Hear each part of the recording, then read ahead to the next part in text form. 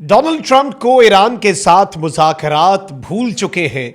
अमरीकी साइंसदानों के साथ पेश आने वाले पुरस्रार वाकयात, ये खबर अमरीका में भूचाल ला चुकी है और सवाल ये पैदा हो रहा है कि क्या ईरानी साइंसदानों के साथ होने वाला काम अमरीका के साइंसदानों के साथ भी होना शुरू हो गया है।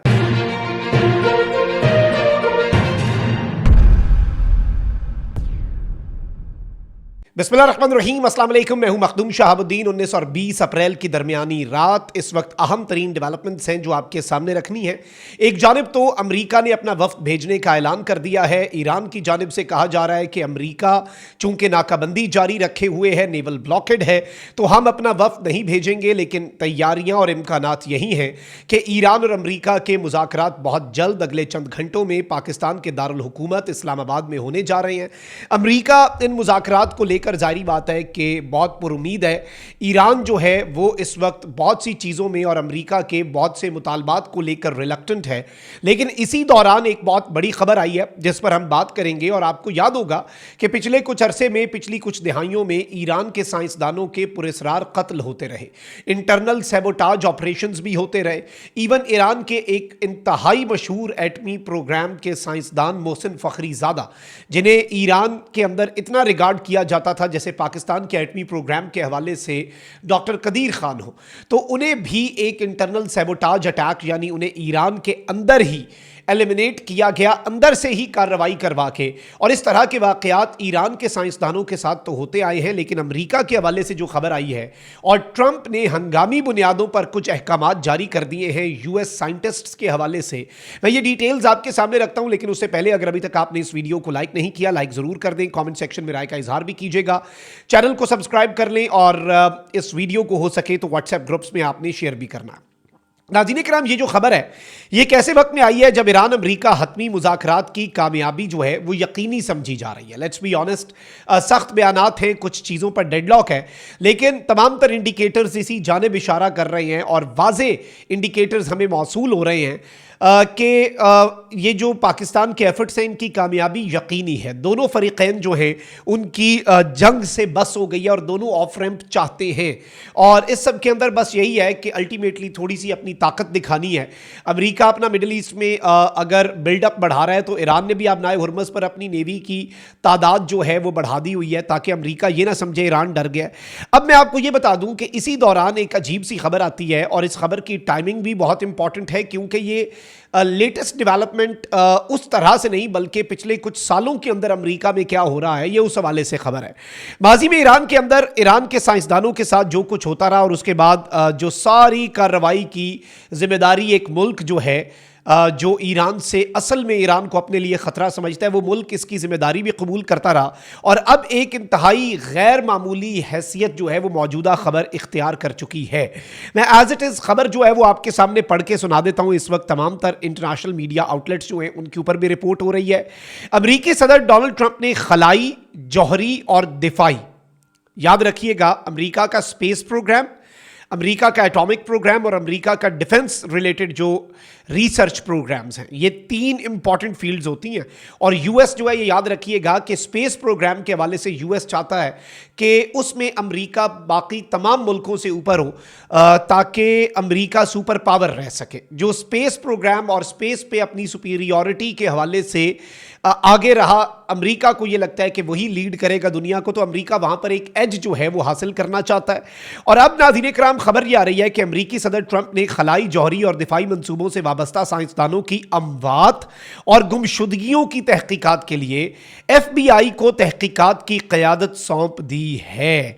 ये एक बड़ी इंपॉर्टेंट डेवलपमेंट है क्योंकि अमेरिका में 2022 से अब तक 6 साइंसदान जो हैं वो पुरस्रार तौर पर कत्ल हुए हैं, यानी एक बड़े मिस्टीरियस से हालात के अंदर उनका मर्डर हुआ है।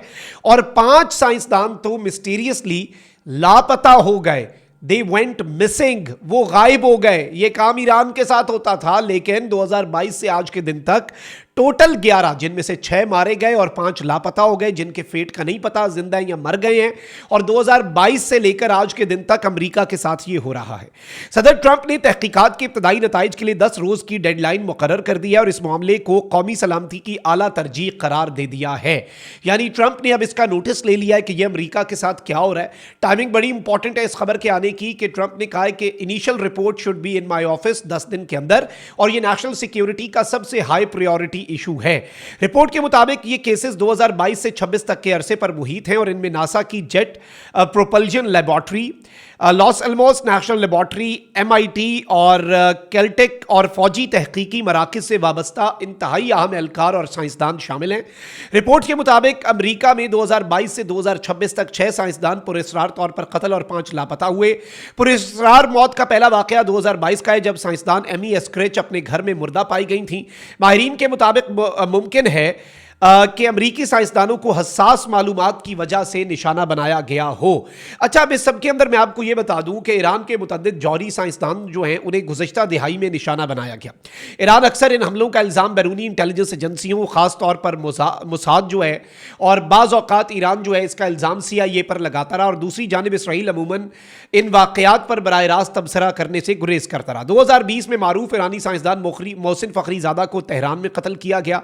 ईरान के मुताबिक ये एक इंतहाई हाई टेक्नोलॉजी हमला था जिसमें रिमोट कंट्रोल हथियार इस्तेमाल हुए। इसके साथ ही साथ कुछ ऐसी डेवलपमेंट्स हुई। एक शेडो वॉर का हिस्सा जो है इसे समझा जा रहा था खुफिया जंग। अब तो जो लेटेस्ट हमने जंग देखी वो खुल के हुई ना, उससे पहले एक शेडो वॉर पिछली एक दिहाई में जारी रही। और अब सवाल ये पूछा जा रहा है कि अमेरिका पर भी कहीं ये शेडो वॉर तो नहीं मुसल्लत की गई, और ईरान वाला काम जो है कहीं अमेरिका के साथ तो नहीं हो गया। और इसमें दो पॉसिबिलिटीज यूएस मीडिया, इसमें ईरान का नाम उस तरह से खैर नहीं आ रहा, लेकिन इसमें इवन ये बात सामने आ रही है कि कहीं इसके पीछे चाइना इन्वॉल्व तो नहीं है, या फिर ये कोई इनसाइड जॉब तो नहीं है कि उनके पास कोई ऐसी इंफॉर्मेशन आ गई हो जो कि दुनिया के लिए बड़ी हैरानकुन हो और उससे फिर एक नई कंट्रोवर्सी जन्म ले ले। तो अमेरिका के अंदर इस वक्त बाय द वे वैसे कंट्रोवर्सी थ्योरीज जो हैं वो भी बहुत ज़्यादा सामने आ रही हैं, और ऐसी थ्योरीज जो कि बड़ी कंट्रोवर्शियल किस्म की हैं वो भी इसके साथ एसोसिएट किया जा रहा है। लेकिन आप ये देखें कि इस खबर की टाइमिंग बहुत इंपॉर्टेंट है। डोनाल्ड ट्रंप का इस मामले को नेशनल सिक्योरिटी का हाईएस्ट प्रायोरिटी मैटर डिक्लेयर करना, FBI को इसकी तहकीकात की क़यादत का मैंडेट देना, 10 दिन के अंदर अंदर जो चीज़ें हैं उन्हें एज इट इज़ उस तरह से लेकर चलना। I think this is something very big and very huge, और ये कोई छोटी मोटी चीज़ नहीं है। लेट्स बी ऑनेस्ट, इस चीज़ को अमेरिका इग्नोर नहीं कर सकता। अमेरिका अपने एक बंदे के पीछे, आपने देख लिया जो एक इनका पायलट के साथ वाला बंदा रह गया था अमेरिका का ईरान के अंदर, तो कितना बड़ा ऑपरेशन कर दिया, कितने तैयारे तबाह कर दिए खुद ही, कितने बंदे भेज दिए एक बंदे को बचाने के लिए। तो अमेरिका के दिफाई और खलाई और एटमी प्रोग्राम के साइंसदान और अहम तरीन अमेरिका की लेबॉर्ट्रीज के साइंटिस्ट्स को हिट किया जाना, उनका मिस्टीरियसली मारा जाना, उनका पुरस्रार तौर पर लापता हो जाना, और इस खबर का अब अमेरिकी मीडिया पे बहुत ज़्यादा भावेला। ये क्या इसे हम एक रूटीन की खबर समझें या इसकी टाइमिंग को कनेक्ट करें ईरान के साथ, टॉक्स के साथ, और ट्रंप इस सब के अंदर क्या अचीव करना चाहता है, ये भी बहुत अहमियत का हामिल मामला होगा। कमेंट सेक्शन में राय का इजहार जरूर कीजिएगा। अपना बहुत ख्याल रखें। अल्लाह निगहबान। पाकिस्तान जिंदाबाद।